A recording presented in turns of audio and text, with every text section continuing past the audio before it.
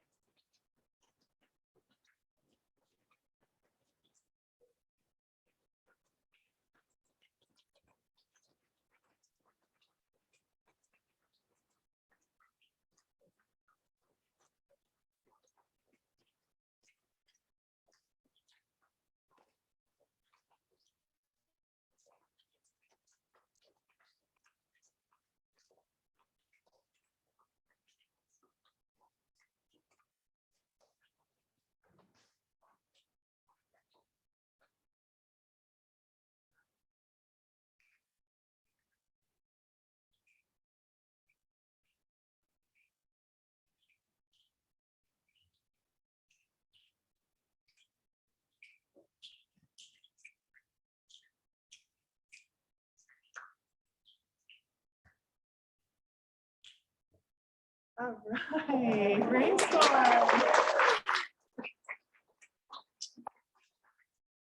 Good work, good work. Welcome to worship today. This is the water ceremony, an annual opportunity that you use around the country and around the world to celebrate.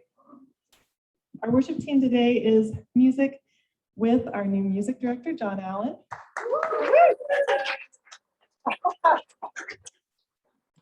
And with Rick and Novus, wonderful. Always there, always good, always amazing. And Tara Briggs, who plays a beautiful flute. I can't wait to hear it. We've got Reverend Laura with us. We've got Elena Hendricks doing the board greeting. We've got online Reverend John Cooper and Sutton Morgan and Maureen Davies, and they're making sure that the folks at home also have a ritual for today. Let's give them a round of applause too. Yay, you guys. I'm going to extend a especially warm welcome to those of you who are visitors, and I did see that we have some visitors today. It's so great that you found us. And if you want to continue to be connected, hopefully you guys all saw the QR code as you came in. That's a way to connect into all kinds of resources, including connecting with the community at large, pastoral care, all kinds of things that are on that QR code with your phone. And at home, Maureen is going to drop in the links to all those things as well. And let's see here. So some of us are here, a lot of us are here, which is awesome. And some of us are on Zoom. And so even though we are separate, we are connected. The services are intergenerational, and we have a religious education program that's getting started now. And could our new Director of Religious Exploration, Rob Carlson, stand up, please?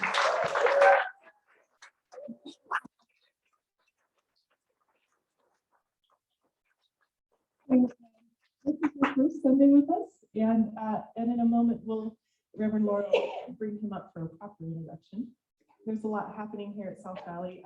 I just want to also say Grace Burns has kept us going through the summer and is going to continue to work with Rob. Where are you, Grace? Yeah. Yes. And so be sure you get the Happenings weekly email newsletter.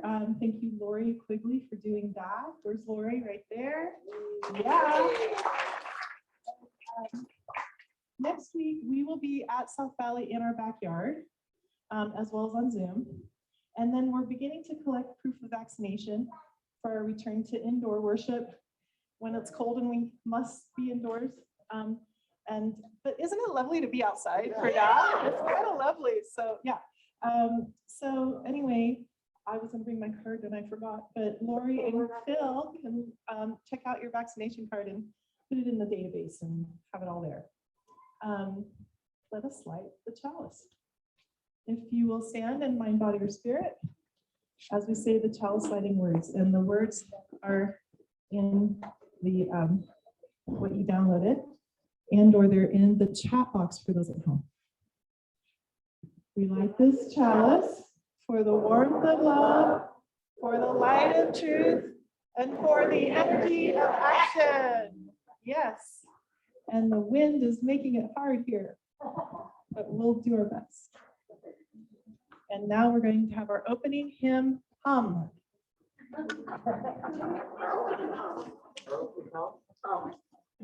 Come along. This is number 92, Mysterious Presence, Source of All.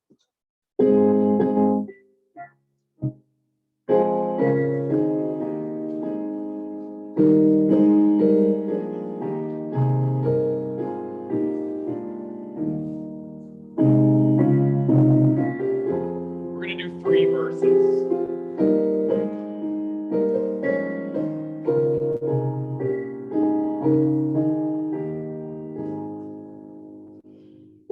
Mysterious presence, source of all, the world without, the soul within, thou fount of life, O hear our call, and pour thy living waters in. Oh, breathe in a rushing wind, my spirit stirs in leaf and flower. Oh, wilt thou from a willing mind withhold thy light and love and power? Thy hand unseen to wax and clear, awoke the psalmist's trembling lyre, and touched the lips of holy seer with flame from thine own altar fire.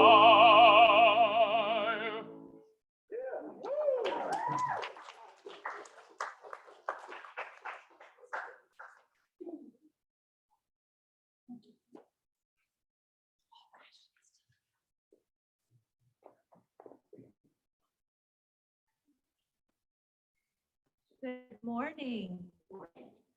I'm Elena Hendricks, and I am a member of the Board of Trustees here at South Valley Unitarian Universalist Society.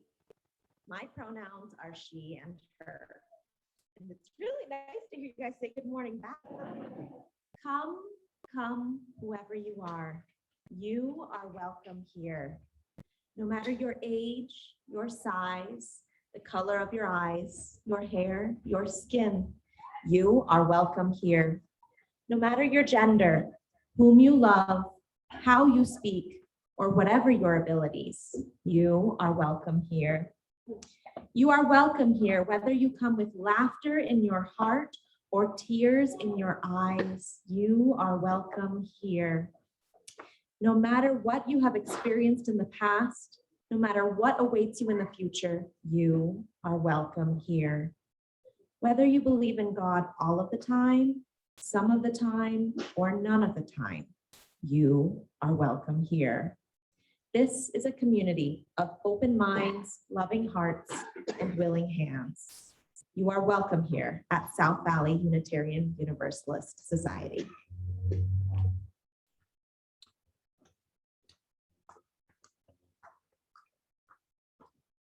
I'm a lot taller than Elena. I'm the Reverend Laura Young, and my pronouns are she, her, and hers. And it is, again, so good to see you. And I'm so glad that it's not raining today. I was a little worried yesterday that we might have to go solely on Zoom or somehow survive a windstorm. So I want to take a moment to properly introduce our Director of Religious Exploration, Rob Carlson. So Rob, can you come forward just a moment here? And Rob just started on Thursday with us and comes to us from the UCC tradition, the United Church of Christ, and has been doing youth and children's ministry for over 14 years. We are so glad you are here and so lucky to have you join our team. And I just encourage everyone who is here today, young or old, to come and meet Rob and get to know you a little bit more. And Rob's email is on the listserv, and he's got a phone number, and you can call him. We probably even have office hours and things like that at some point. So we're going to have a good time. We now officially have a full staff here at South Valley.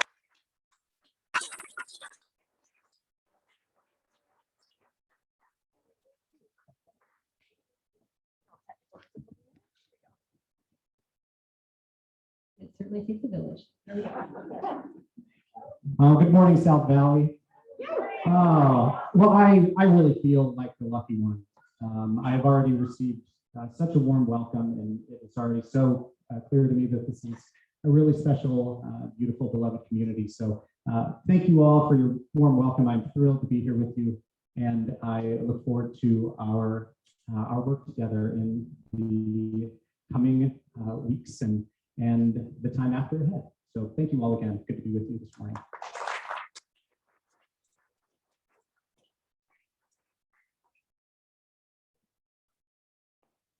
At this time, I would like to just invite our whole congregation, both those at home as well as those gathered here at Murray Park, to just hold a moment of silence. We'll hold 1 full minute of silence in honor of those who lost their lives both on the day of September 11th, 2001, as well as in the years that passed after that, the first responders who lost their lives due to the toxins that they braved and were exposed to during the rescue and recovery efforts at the World Trade Centers. So please join me for a moment just in silence.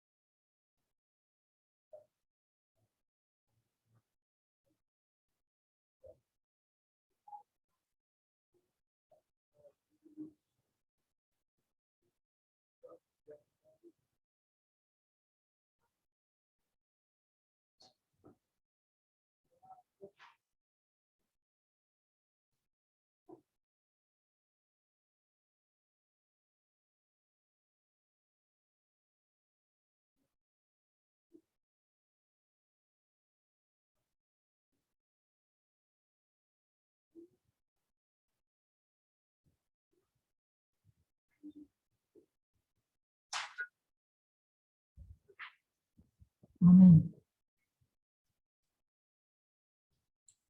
This morning, we're going to be celebrating our water communion. And last year, we did it wholly virtually. And today, we're doing it on a hybrid platform. So we're going to see how that goes.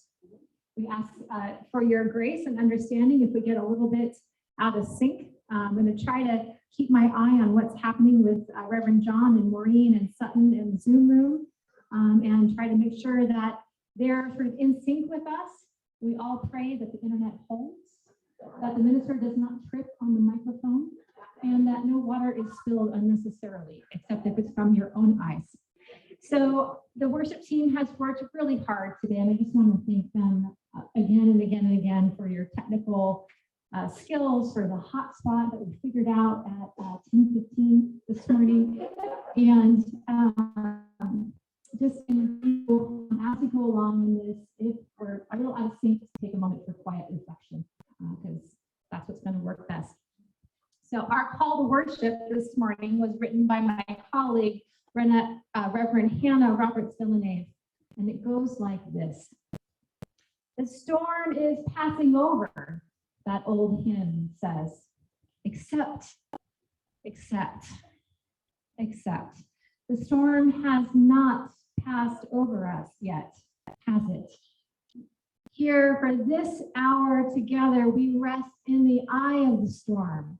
We gather not as a changed people, but as a changing people.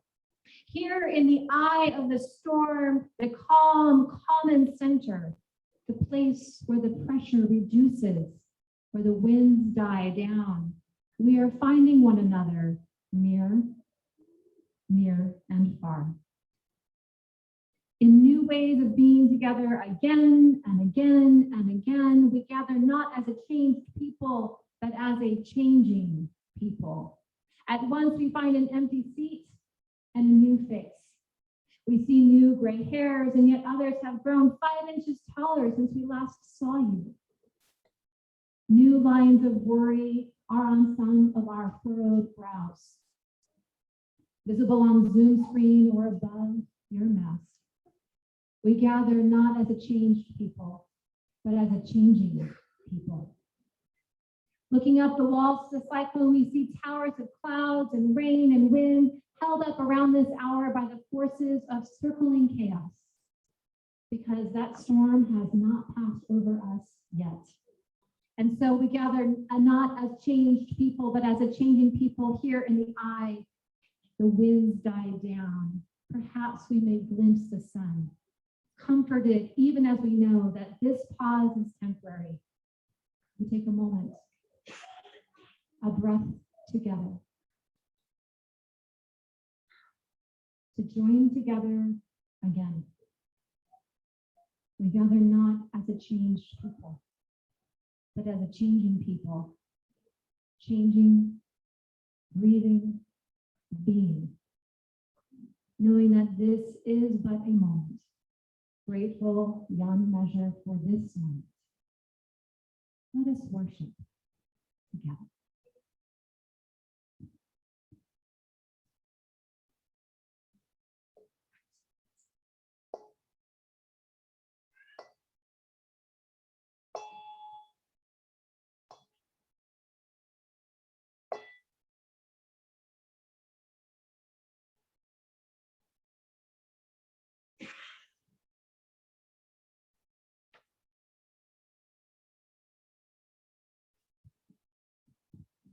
Okay, so if you are young at heart and want to come sit on the stone steps, you may do so, because it is the time for the story for all ages. I'm invite Grace up with her 2 volunteers to help tell our story today. Oh, we have 1 volunteer, 2 volunteers. All right, and Rob's come sit on the stone steps for us. Okay. All right, so this story is called The 2 Brothers. And so Grace is going to be our spring keeper. Who is going to be light? And who is going to be death? Okay, you'll be death and you'll be light. All right, easy choice. All right, so nothing to do here, just, wiggle around and, act important when your part comes. Okay, I'm not sure this is how it happened, but I'm pretty sure that it is true. Once there was, and twice there wasn't, two old siblings who were inseparable travelers. They traveled everywhere together. And one time, after journeying far, far across a long Utah desert, they came to a refreshing green oasis where they were greeted by the spring keeper. And she said to them, "Would you like some cool water to drink?" And both siblings nodded their assent. Dipping her gourd into the pool, the spring keeper added, as she passed the water to them in an imaginary way, "It is custom to let the elder sibling drink first. Which of you is the elder?" Life spoke up first. "I'm the elder," she said, stepping forward. "No," Death contradicted. "I am the elder." And she too stepped forward next to his sibling. Life smiled but said, "That's impossible. Things must live before they die." And Death responded, "On the contrary. Things begin in death, are born, live for a time, and then return to death." They both pontificated for some time on this topic. Said Life, "That's not how it works at all. All things come from the creation, live and then die. Death began after the first creature lived and died." Death said, with a spark in his eyes, "Death is before and after of all of life. Things arise from it and return to it. Therefore, death is the elder." The two debated like this next to the spring for a summer, winter, a fall, a spring, summer, winter, and fall.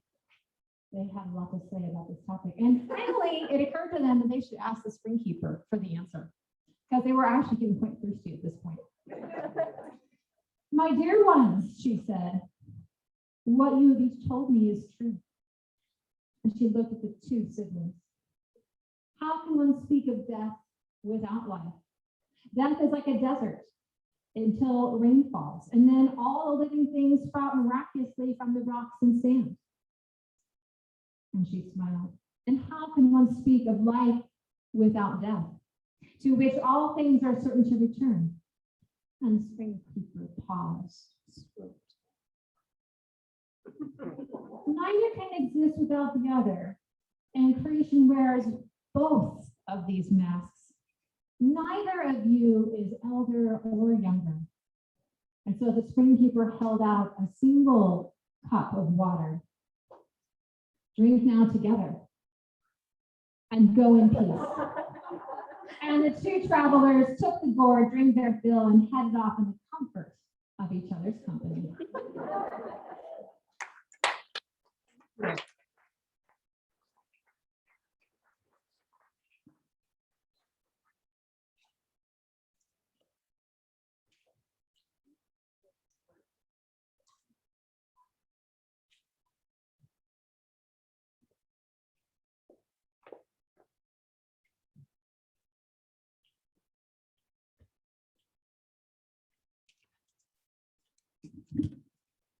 This community, our church and our ministries are only made possible by the gifts that we all give of our time and our talent and our treasure. Many give a pledge monthly, helps us continue our work. We also give on a Sunday morning. And we use Breeze to collect Sunday offerings online. And there is also a physical basket in the back for those who would like to do it that way today. We listen to music while we have the offertory. And part of what we do with that offertory is share it with another community group that shares our values. For this month and next, it's the Utah Refugee Connection. And the mission of the Utah Refugee Connection is to create meaningful connections between refugees, the community, public and private organizations. There's 65,000 people who are refugees living in Utah. They speak over 20 languages. And we are one of 19 states that are welcoming the Afghan refugees as we speak. This group helps those people. Please give generously. And we will hear from Tara and from Rick now.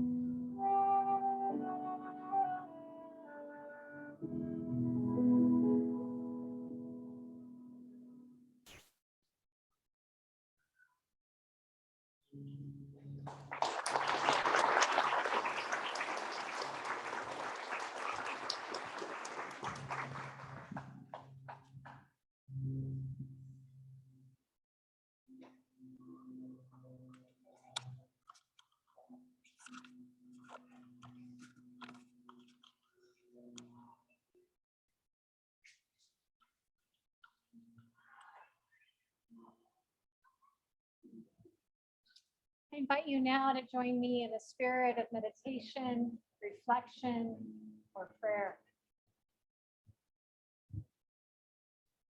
Spirit of life, we give thanks for the rain that washed our mountains and our air clean yesterday and overnight. Spirit of the earth, that good green grass and that deep, rich brown soil, we are grateful for the nourishment that you will bring us in the seasons to come. And the bright air that flows through this valley, we are grateful for the gift of scent that you bring of faraway lands, and for freshness that invigorates the spirit that dwells within us. We rest now in the goodness of this place, of this time and in this community. May our hearts unfurl towards compassion.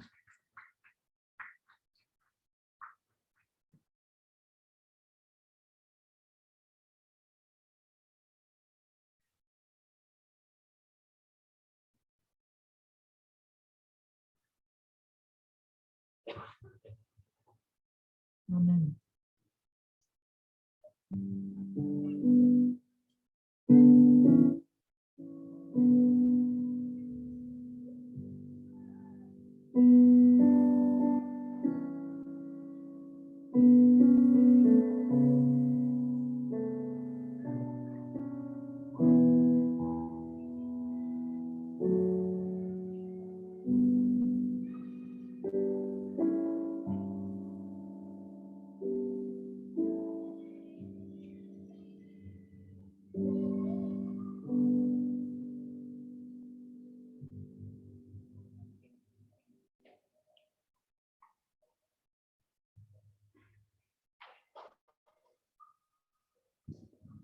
So this week marks the in-between space in between Rosh Hashanah and Yom Kippur, the high holy days in the Jewish tradition. And it is traditional on the morning of Yom Kippur, which is starting on the 15th of September, so a couple of days from now, to read from the Torah in the book of Deuteronomy, chapter 29, 9 through 14, and 31 through 20. I'm going to summarize it here for you because I think it has something special to offer to us as modern day Unitarian Universalists. In that selection from Deuteronomy, Moses addresses the assembled people, reminding them that each of them is a member of the covenant between God and people. And God's instructions that he gives in this passage in the Torah are neither too difficult to learn nor too cumbersome to follow. Regardless of profession and roles in the community, the Torah belongs to all of us, the book reads. And finally, at the end of the passage, the people are exhorted to choose life, to love God of their understanding, to walk in God's ways, and to keep God's commandments, and by doing so, to open their hearts to God and to one another. And this is, I think, one of the major themes of the Hebrew Bible. We are not alone. We are connected to one another in human community. The ancient Israelites, of course, traveled the desert for 40 years in search of the promised land, and Yahweh goes with them the entire time. And when the kingdom of Israel is toppled by the Babylonians and the people are expelled, Yahweh goes with them because Yahweh is in covenant with his people. Yahweh is in covenant with people, and a covenant that claims that the people of Israel in that story are for God's own and promises to them that no matter what, they are not alone. For the Israelite God is a God that enters into covenants and therefore enters into suffering with the people that he has chosen. Covenant is a promise to partner with, to walk alongside, to journey together, no matter what.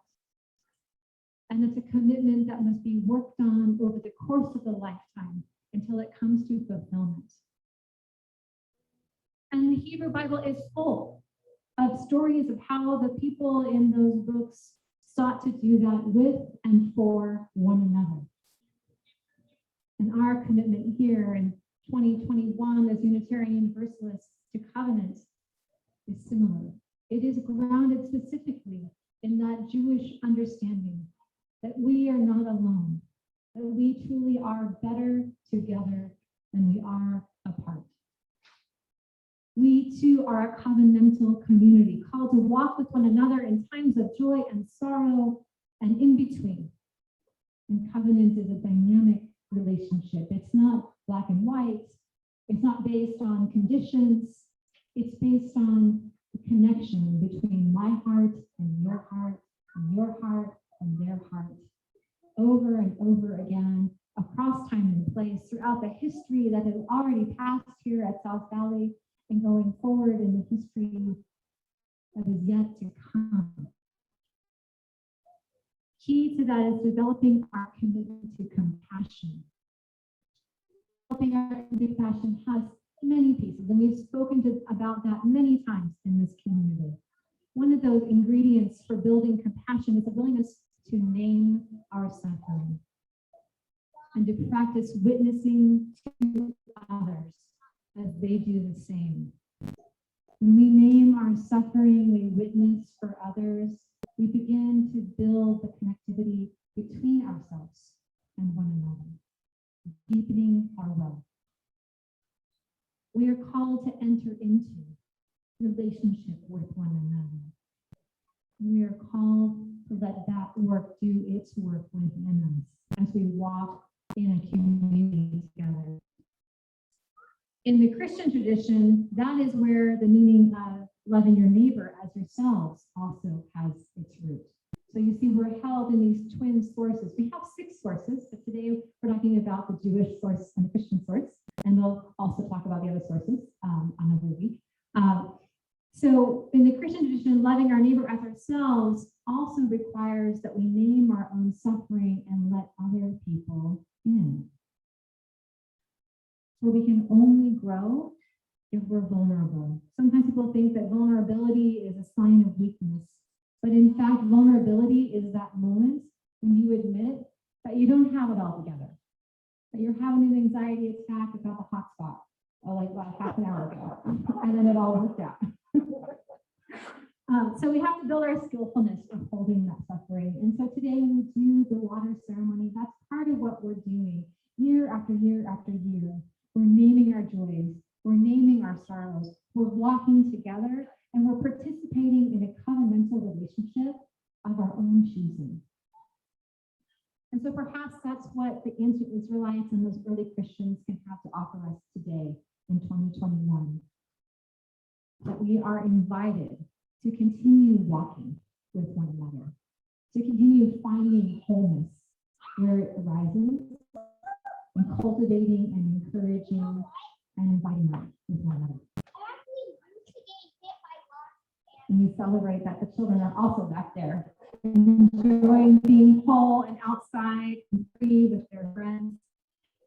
And so I invite you now, for getting ready to do our water ceremony, to take it one more moment of silence to prepare your hearts for this beloved ritual of our community.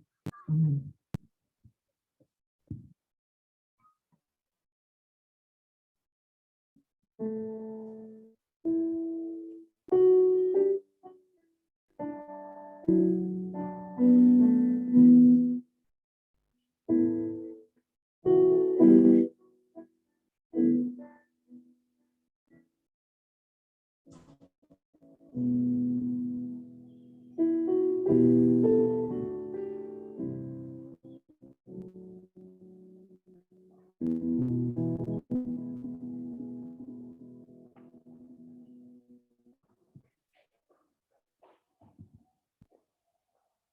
I invite you now, if you haven't thought, to send your love to the virtual people in our virtual community. I invite you to send your love out to the gathered people here at Murray Park.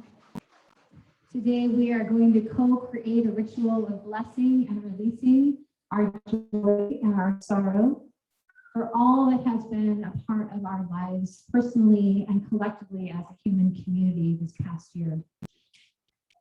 We name sorrow, deep and abiding sorrow for all the lives that have been lost to COVID, the political and religious traumas inflicted upon our siblings of faith, the climate disruptions and the tragedies that are uprooting communities across this nation and across the world. These are but a few of the collective griefs that we hold and we name in this space together. We also name the racial injustice, especially we name the grief of the Indigenous children's bodies who have been found throughout this last year in boarding school graves, separate from their families, and only now beginning to be restored to their native lands. We stand here knowing that there is work to be done. We also name the daily microaggressions that our siblings of Black and brown skin color have to endure. The ways in which those microaggressions cut down people's dignity and worth and ask them to hold up a half of the sky that is not theirs to hold up. There has been also much for us to hold in our personal lives. Siblings sick with COVID, friends and family, maybe who have passed away this year, who we haven't been able to be with during COVID. We name all of those things and we hold it. We hold it. We also claim and name that not all is undone in the world. We are not going to hell in a handbasket, not yet, not today, not next week, or never, because there is no hell. Instead, we decide as Unitarian Universalists that we will stand on a ground and find joy. We will find joy, we will find opportunity, we will find connection, and we will let there be surprise. Because the passionate, reflective, open-hearted practice of joy is a resilient response to the temptation to cynicism. Babies continue to be born, people are continuing to fall in love and get married, folks are pursuing new careers and building satisfying lives for themselves and one another. And we collectively celebrate also as a community the scientific breakthrough that delivered a vaccine that saves lives within 12 or 15 months of a brand new virus coming on the scene. That is a tremendous amount of collaboration. Truly, when things get really rough, it brings out the best in us in so many ways. We celebrate the determination of our denomination to move towards spiritual wholeness. And there have been moments to celebrate and rejoice and be together all along this journey of COVID. Celebration for Zoom that holds on Sunday mornings, and for an opportunity to be together on a beautiful day like this. And many wisdom traditions teach that joy and sorrow are companions in life, and in many circumstances, joy and sorrow can feel very intertwined with one another. And sometimes I know that joy and sorrow are like those two companions in our story for all ages, life and death, inseparable siblings, traveling together, holding each of our hands as we journey through life. Each of them offering an opportunity to become more fully present and more fully human. And this morning, those gathered here in Murray Park and those of you at home may also have some water. You have brought water to share and you've added it to our bowl here on our table. Water is life. And by joining the waters, we invoke the interconnectedness of our community to the earth and to one another. The water you brought may have been from your kitchen tap, or maybe you collected it over the summer on travel, wherever you got it from, wherever it came from. Thank you for bringing it as a symbol of your faith and your commitment to this community. The water collected in that first bowl today will be sanitized and held and saved throughout this next year to use for child dedications and other ceremonies. I have in mind a very fun ritual for first back in our building. I will need some children for that. I'll tell you about that later. And the water that we're pouring onto your hands later is the water from last year's service, also sanitized again a couple days ago, just to be on the safe side. And that water that we pour out today will be returned to the tree underneath South Valley, and then it will complete its cycle with us. So we'll have the new water that will go in the water, the old water will go into the tree, and then we'll kind of keep doing that here as our custom here. So let us now bless the water that is on the altar together. I'm going to stay up here so that the Zoom people can see me, but you can imagine that I'm over there blessing that water. So I'm going to say something, and then you're going to say back, the water is sacred. And this blessing was written by Reverend Wanma Kamini. This water is sacred. is sacred by the many hands that have poured it with intention and love. The many stories that each drop contain, the many lives surrounding it in this unique moment, connected by our commitment and faith. This water is sacred. May it continue to flow through this community with shining reflections of the unique gifts that flow through each of our members. May it continue to nurture this community with sustaining hope that we journey together through ripples of growth and change. May it continue to bless this community with loving reminders of our collective responsibility to one another and the world. May its ripples be a reminder that the changes and growth within this community bring movement and transformation to the world beyond our doors. May its purity offer grace to our community and the willingness to forgive ourselves and one another when we make mistakes. In moments we are confused or uncertain, may it bring us clarity of purpose and commitment. One more. In the moments when the reservoirs of hearts and spirits are drained by sorrow and pain, may it nourish them with the knowledge that we are surrounded by a deep and abundant love. Amen. Okay, so at this time, I'm going to let our virtual community go with Reverend John and Sutton at home. And we're going to come and do our ritual here in person. And then at the end, we'll bring back together as a whole community. So give me one moment just to transition down there. Welcome. We're going to do a blessing. We're going to do a blessing of redwood to start here. Redbud, thank you. I will paste the words of the blessing in the chat, and I hope that you can all hear me.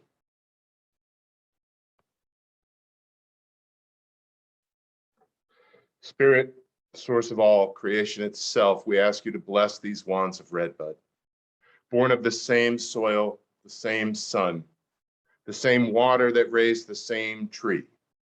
Wands cut from a branch that was harvested to keep the whole tree healthy, to make room for the new, as we must at times make sacrifices to keep our community healthy and whole. Sacrifices like remaining distant and virtual when we long so deeply to hold one another and be together, because it is safer for ourselves or for our community.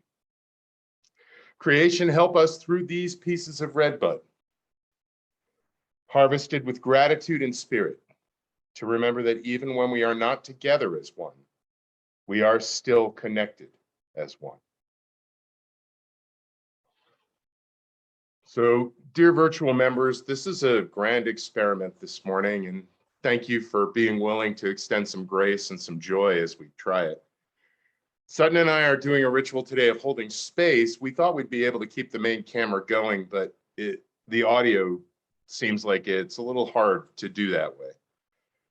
So we're doing a virtual ritual of holding space, and that's a practice of bearing witness, of making room, and of invitation. Obviously, we cannot exchange physical materials today. Instead, Sutton and I invite you to send us a message in chat that we may read aloud as we hold space. And if you want to share your message with just Sutton and I, all you need to do is start it with the word silent, and we will read it in silent prayer. As you share your joy or your sorrow with our virtual community in chat, we invite you to add the water of your breath from wherever you are to the communal air that we all share. To express your breath, cup your hands in front of your face and exhale hard into them. You will feel the moisture from your breath in your hands, the moisture that will evaporate into the air and join the air that we all share that travels the entire globe, that connects us all no matter how far apart we are from one another. And each time we read a joy or sorrow from you, silent or aloud, to acknowledge your sharing, we'll ring the chime softly. because I suspect the microphone will be loud. We'll ring the chime softly to acknowledge your share.